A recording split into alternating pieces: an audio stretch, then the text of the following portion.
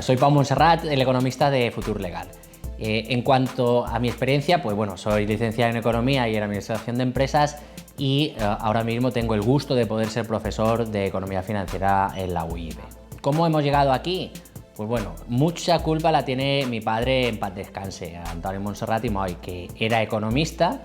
Yo quería dedicarme a otras cosas, pero lo que hace tener un padre tan insistente como el mío, pues acabé un poquito orientado hacia la economía, algo que desde luego con los años he agradecido. ¿Qué es para mí el proyecto Futur Legal?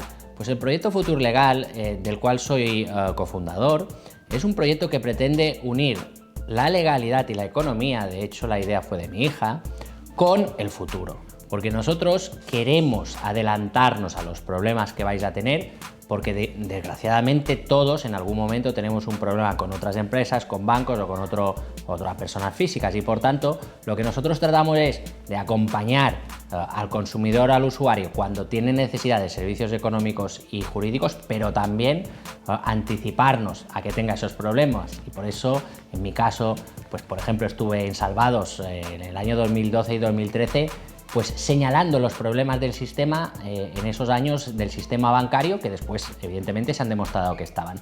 Pero eso es un poquito lo que yo creo que hacemos. Es un proyecto de vida porque yo no concibo el trabajo fuera del disfrute. Creo que el trabajo y la vida son dos partes de una misma realidad.